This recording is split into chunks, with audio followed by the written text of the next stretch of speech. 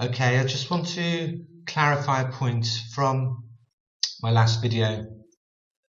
100% proof that flat earthers never read scripture. Now, Brother Jay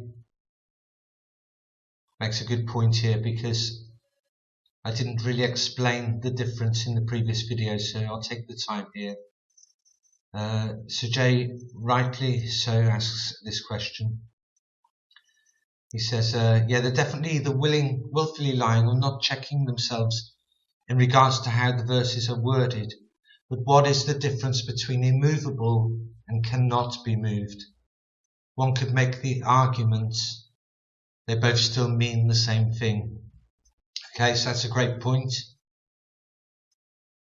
And once I put it down in writing, it's much clearer in my mind as to what I meant when I said that. So, bit of a lesson for me really, that I should try and take the time to actually formulate my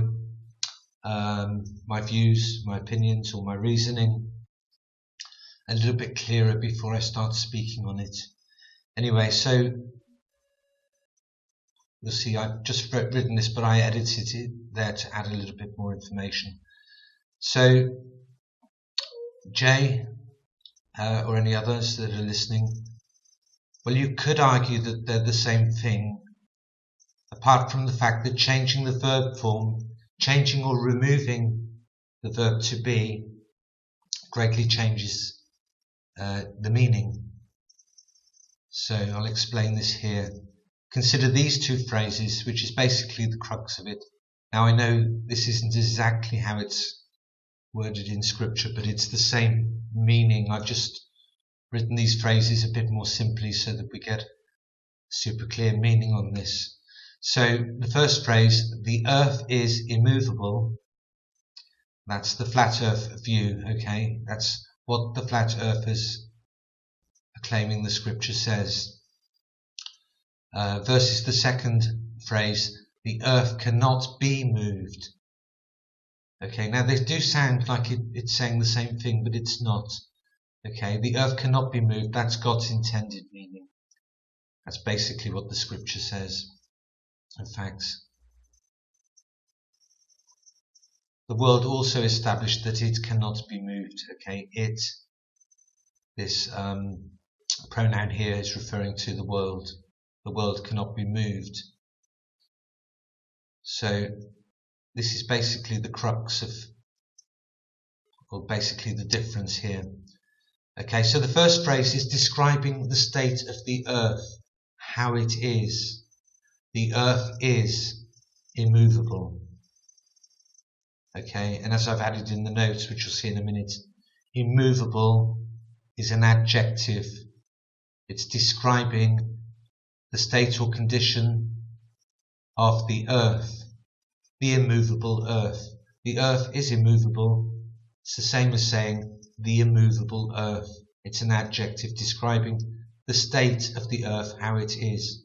The second phrase implies a hypothetical, because it's in the negative, external force that could or could not affect how the earth is. The earth cannot be moved. You see, there's an external force implied there, that the earth cannot be moved by something, someone or something, okay?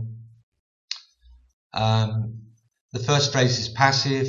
It's just a simple statement of how the earth is. The second is active. It's describing a hypothetical external force that may or may not have the possible force or energy or power to move the earth. The switch literally shifts the focus of attention. Okay, so this shift of wording changes the meaning. It shifts the focus of attention.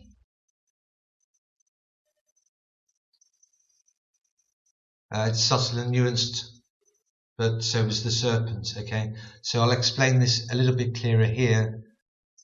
I just added a note here. Immovable is an adjective, the immovable earth. moved is a past tense verb. In this case, moved is the main verb and highly significant in the meaning of the phrase. By removing the main verb,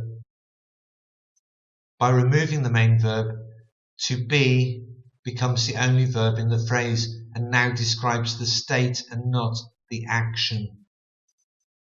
And I believe that God wants to tell us about the action. Okay, so that's my reasoning there. When I said in this video that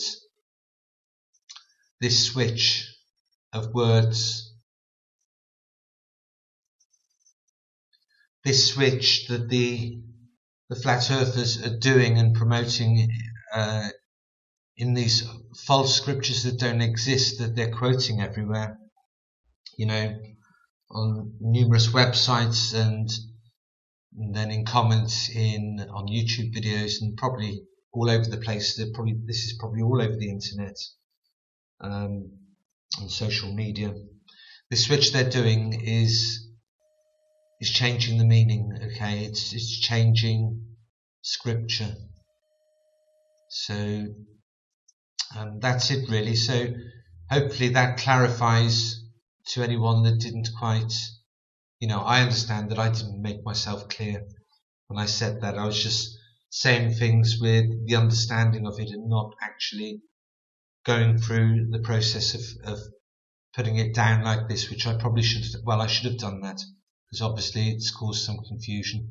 But I hope that explains that for you, Jay, and any other brothers, sisters, or anyone else out there listening. May the grace of our Lord Jesus Christ be with you all. Amen.